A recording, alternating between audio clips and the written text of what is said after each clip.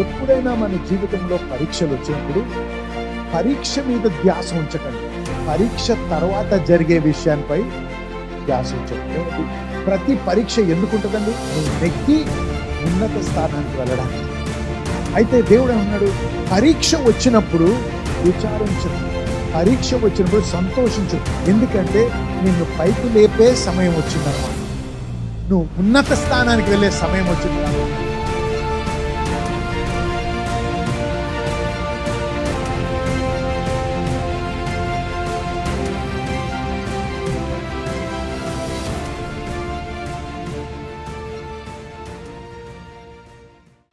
విశ్వాసంలో సడలించే వారిని, విశ్వాసంలో అనుమానంలో నడిపించే వారితో సహవాసము ఆనేయాలి.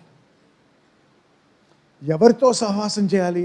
విశ్వాసంలో నిన్ను పురికొల్పించి, నీతో ఏకీభవించి, విశ్వాసంలో నిన్ను బలపరిచే వారితో సమయం గడపాలి. హల్లెలూయా. చూసారా, ఈ సమయం అనేది ఉంది.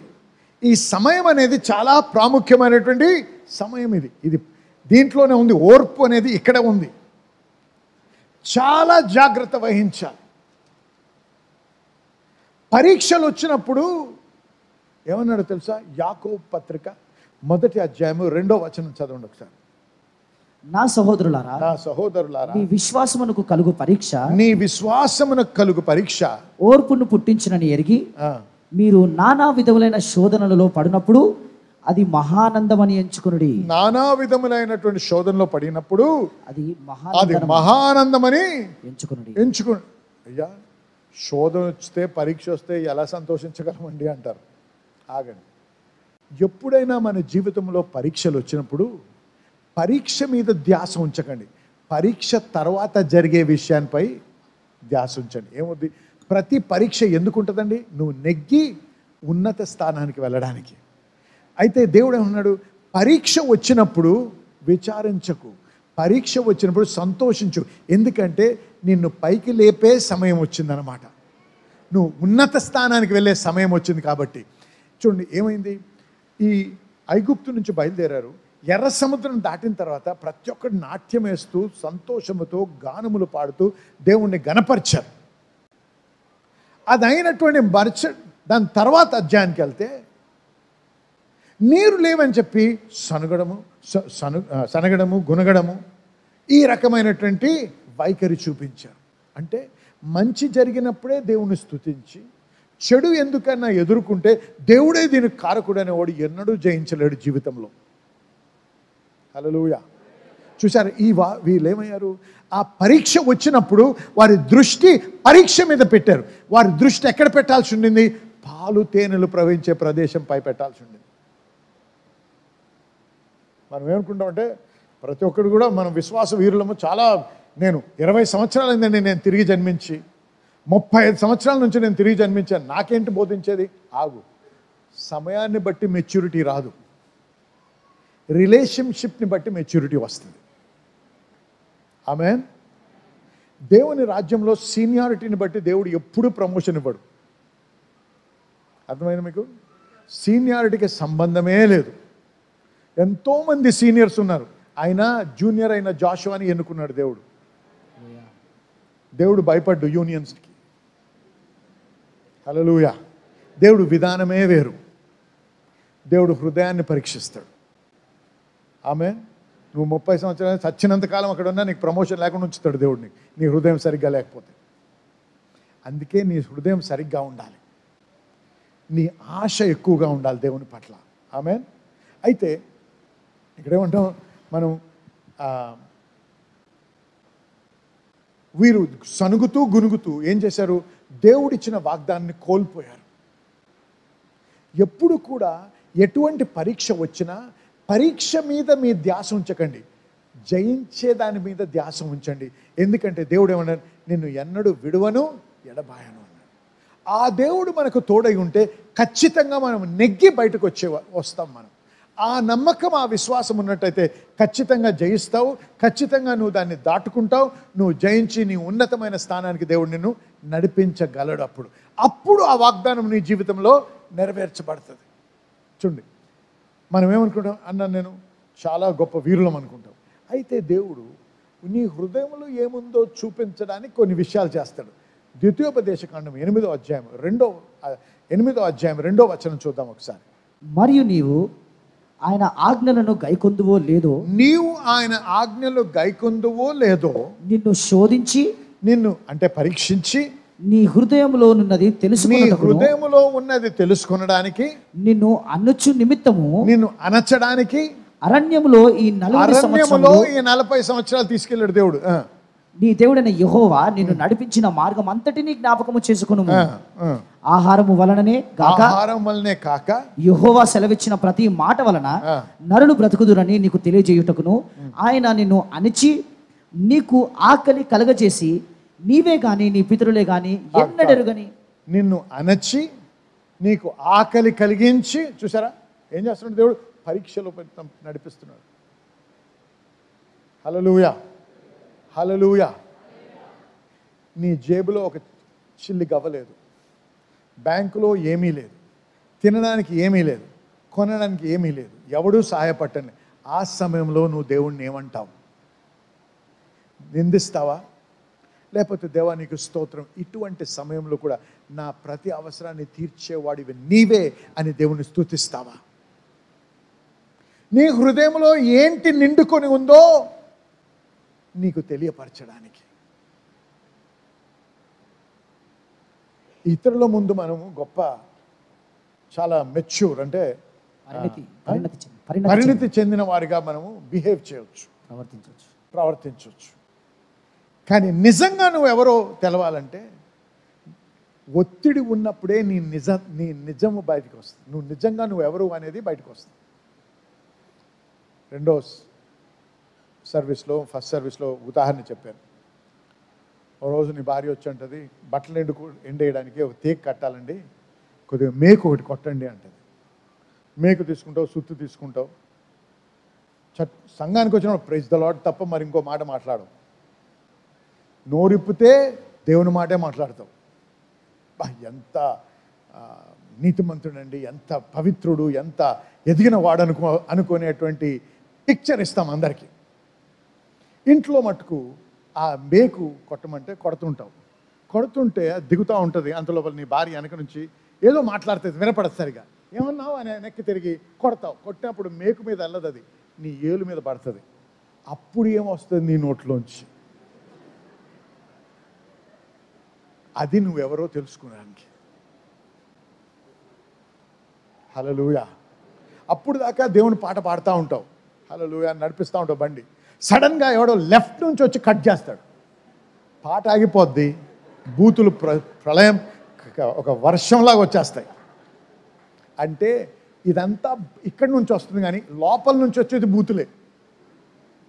నువ్వు ఎంత ఎదిగావో దాన్ని బట్టి తెలుసుకోవచ్చు. ఒక ఆరెంజ్ ఉంది, చూడడానికి చాలా బాగుంది. లేకపోతే మామిడి పండ్లు తిన్నాం మనం ఈ మధ్యలో, చూడడానికి చాలా బాగుంటాయి, కానీ కోసి తిన్న వరకు మనకు తెలియదు. అలాగే ఆరెంజ్ని స్క్వీజ్ అంటే ఒత్తి దాని రసాన్ని తీసిన తర్వాత, రుచి చూసిన తర్వాత అది తీగుందా పుల్లగుందా అనేది తెలుస్తుంది. అలాగే మనం నిజంగా ఎవరమై ఉన్నామో తెలుసుకోవాలంటే నీ ఒత్తిడిలోనే నువ్వు తెలుసుకోగలవు. అందుకే దేవుడు ఏం చేశాడు? నేను అణచి ఆకలి కలిగించి, సాతాను కలిగించలేదు, దేవుడే కలిగించాడు. ఎందుకు? నువ్వు గొప్ప చెప్పుకుంటావు నీ క్రైస్తవత్వం గురించి. నేను ఇంత సీనియర్ని, నేను ఇంత తెలుసు నాకు వాక్యం, నాకెవడు బోధించగలడు, నేనే గొప్పవాడిని, నా అంత ఎదిగిన వాడు ఎవడున్నాడు ఈ సంఘంలో? అవునా? నిజం బయట పెట్టాలా అన్నాడు దేవుడు. చూద్దాం నువ్వు ఎంత ఎదిగావు. ఇక్కడ ఎంత తెలిసిందో కాదు, ఇక్కడ ఎంత బలపడ్డావో అది. హల్లెలూయా చెప్పండి ఒకసారి. ఈ ఓర్పు అనేది ఏమన్నా, ఓర్పు ఎప్పుడు కూడా సమయముతో కూడినటువంటి విషయం. కాబట్టి ఈ ఓర్పు అని ఈ సమయంలో మనం చాలా జాగ్రత్త వహించాలి. ఈ గర్భము ధరించాం కదా, ఏదైతే మనలో దేవుడు ఉంచాడో అది బలపరచడానికి ఎటువంటి నెగిటివ్ అంటే ప్రతికూలమైనటువంటి అంశము జరుగుతున్నా, ప్రతికూలమైనటువంటి పరిస్థితుల్లో ఎటువంటి దాని ద్వారా వెళ్ళినా మనము ప్రయత్నము చేస్తూ వాక్యములో బలపడుతూ వాక్యమును ఇంకా వింటూ ఇంకా ప్రార్థన ఎక్కువ చేస్తూ ఈ గర్భములో దేవుడు ఏదైతే ఉంచాడో దాన్ని బలపరుస్తూ ఉండాలి. మనం ఎదిరించే సమయంలో కూడా అసాధ్యం అన్నప్పుడు కూడా అసాధ్యం అనకూడదు, సాధ్యమే అనాలి. వాళ్ళు ఏమన్నారు? అక్కడ ఆజానుబాహులు ఉన్నారండి, మేము మిడతల వలె ఉన్నాము, తొక్కి మమ్మల్ని నాశనం చేస్తారు అన్నారు. వారు మనల్ని మింగేస్తారు అన్నారు. యెహోషువ కాలేబు అన్నారు, వారు మనకు ఆహారం అన్నారు. దే ఆర్ బ్రెడ్ అంటూ అస్ అన్నారు. చూస్తే ఏలడంత లేడు యెహోషువ వాళ్ళ ముందు, కానీ మాటలు ఎలాగొస్తున్నాయి? చాలా భయంకరమైన మాటలు. దేని మీద ఆధారపడి? ఆయన బలం మీద కాదు, దేవునిపై ఆధారపడి. కాబట్టి నువ్వేం మాట్లాడాలి? దేవుడు మాట్లాడిందే మాట్లాడాలి. గర్భము ధరించినప్పుడు కొత్తగా నూతనంగా చాలా కేర్ తీసుకోవాలి ఒక లెవెల్ వరకు. దాని తర్వాత కొద్దిగా నెగ్లెక్ట్ అంటే నెగ్లెక్ట్ కాదు, కానీ అంత భయపడాల్సిన అవసరం లేదు. చూడండి, 4 నెలల తర్వాత గర్భం ధరించగానే ఏం చేస్తారు? చెప్పుకుంటారు అందరికీ, అందరూ కంగ్రాచ్యులేట్ చేస్తుంటారు, అందరూ సంతోషిస్తుంటారు. కానీ ఎక్కడికి వెళ్ళినా చెప్పుకోవాలి, నేను గర్భం ధరించాను, ఐ కన్సీవ్డ్. జరిగిన దాని గురించి చెప్పుకుంటాం. అలాగే వాక్యం ప్రకటిస్తూ ఉండాలి. I'm healed by stripes. ఎవరికి జరిగినా హల్లెలూయా, దేవుడు నన్ను ముట్టాడు, హల్లెలూయా, దేవుని యొక్క స్వస్థత నా జీవితంలో జరుగుతుంది, ఆమేన్. 4 నెలలు అయిన తర్వాత చెప్పుకోవాలండి, కనపడుతుంటుంది, ఆమేన్. చూడండి, అన్నీ మారిపోతాయి అన్నాను, నడక కూడా మారిపోద్ది, ఇలాగైపోతారు, సరిగ్గా నిలబడలేరు, ఆమేన్. అయితే తాము అద్దంలో చూసుకుంటే వికారంగా, ఓ అదేమైనా ఆపుతుందా మనల్ని? ఎందుకంటే వచ్చే ఫలము చాలా ఆశీర్వాదకరంగా, ఎంతో సంతోషాన్ని కలిగించే ఫలం, హల్లెలూయా. అందుకే జాగ్రత్త వహించు, అందుకే బలపడు దేవునిలో, అందుకే ఓర్పు అవసరం, సహనం అవసరం. ఏది జరిగినా దేవుని దూషించకు, దేవుణ్ణి నిందించకు. ఆ చెడుకు దేవుడు కారణం కాడు, దేవుడు మంచి చేసేవాడే. ప్రతి మంచి ఈవి ఎక్కడి నుంచి వస్తుంది? తండ్రి దగ్గర నుంచి వస్తుంది. నీకు జీవమును సమృద్ధి జీవమును ఇవ్వడానికి వచ్చాడు, నీ నుంచి దోచుకోవడానికి రాలేదు యేసయ్య. నిన్ను బలహీనుని చేయడానికి రాలేదు యేసయ్య. నిన్ను ఓడించడానికి రాలేదు యేసయ్య, నిన్ను నెగ్గించడానికి వచ్చాడు. ఇంతవరకు దేవుడు ఎన్ని వాగ్దానాలు ఇచ్చాడు. అనేక మంది బాధ్యత వహించక, కేర్ఫుల్ లేక, నిర్లక్ష్యం చేయటం ద్వారా ఆ గర్భ ఫలాన్ని కోల్పోయారు. ఈ రోజు నుంచి అది జరగనివ్వకండి. ఈ రోజు నుంచి ఒకటి గమనించండి, దేవుడిచ్చిన ప్రతి వాగ్దానం దాన్ని పరిపూర్ణం చేసే శక్తి దేవునికి ఉంది. కానీ ఆయనతో పాటు సహిస్తూ, సహనము వహించి, ఓర్పులో ముద్దు కొనసాగి అది జరిగే వరకు ఓర్చుకొని నిలబడగలవా? విన్నటువంటి వాక్యంని బట్టి మీరు ఎంతగానో దీవించి ఆశీర్వదించబడ్డారని నమ్ముతున్నా. మరి మన దేవుడి యొక్క వాక్యం చూసినట్లయితే దేవునికి అసాధ్యమేది ఏది లే. మనము అనేక కష్టాలు, లేకపోతే అనారోగ్యాలు, లేకపోతే అనేక అవగతవకలు ఎదుర్కొంటా ఉంటాం. మన దేవుడు అద్భుతాలు చేసే దేవుడు. కాబట్టి మీ కొరకు, మీ స్వస్థత కొరకు, మీ యొక్క ఇబ్బంది నుంచి విడుదల కోసం ప్రార్థించాలని ఆశిస్తున్నా.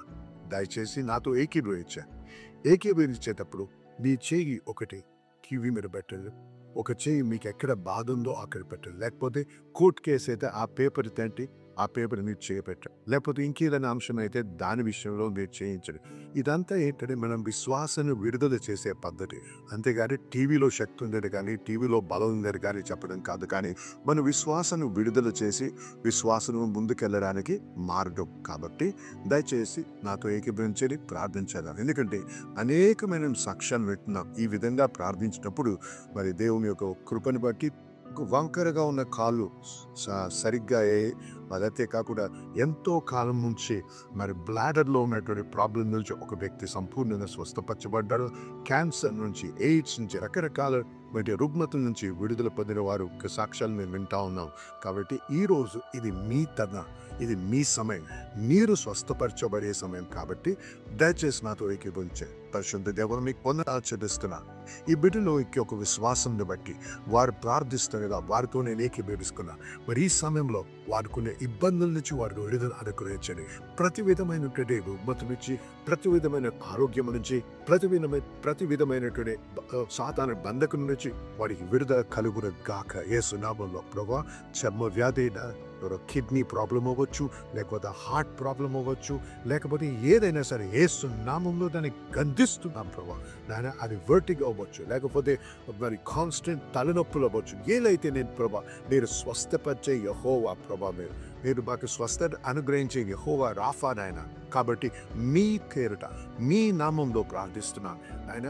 మీ నామంలో ఈ యొక్క పరిస్థితుల్ని, ఈ యొక్క అడ్డంకుల్ని, ఈ యొక్క అనారోగ్యాన్ని యేసు నామంలో గద్దిస్తున్నాం ప్రభా. మరి ప్రతి వారు ఎవరైతే నాతో ఏకీపిస్తున్నారో వారందరికీ విడుదల పలుకుతున్నాను ప్రభా. వారందరికీ స్వస్థత కలుగుని గాకార పలుకుతున్నాను ప్రభా. నీ వాక్యానుసారంగా పలుకుతున్నాను. కాబట్టి వారి స్వస్థత నొందారని నమ్ముతున్నా ప్రభా. మీకు వందనాలు చెల్లిస్తున్నాం. మీకే మహిమ కలుగుని గాక. మరి ప్రభా, వీరు సాక్ష్యాలతో రావడానికి, మిమ్మల్ని గణపరచడానికి సహాయం చేయమని యేసు నామములో ప్రార్థించి వేడుకుంటున్నాము తండ్రి. ఆమేన్. దయచేసి వినండి. ప్రార్థించాం, నమ్మండి. ప్రార్థించినప్పుడు మీరు పొంది ఉన్నారని నమ్ముడి అన్నారు ప్రభు. నమ్మండి, దేవుని స్తుతించండి. ఆ నొప్పులు ఇంకా ఉండొచ్చు, కానీ అవి ఖచ్చితంగా మీరు మార్పు చూస్తారు. ఖచ్చితంగా స్వస్థతను అనుభవిస్తారు. కాబట్టి దయచేసి ఏకీభవించి మరి దేవుని స్తుతిస్తూ ముందు కొనసాగుదాం. మీరు స్వస్థపరిచి ఆ స్వస్థత పొందిన తర్వాత, ఆ విడుదల పొందిన తర్వాత, ఆ యొక్క ఉద్యోగం పొందిన తర్వాత, ఆ యొక్క సమస్యకు పరిష్కారం పొందిన తర్వాత దయచేసి మాతో మీ యొక్క సాక్ష్యం పంచుకోండి. మీతో కలిసి మేము సంతోషించాలని, దేవుని కనపరచాలని ఆశిస్తున్నాం. దేవుని మేము బహుగా దీవించుగాక. ఆమేన్.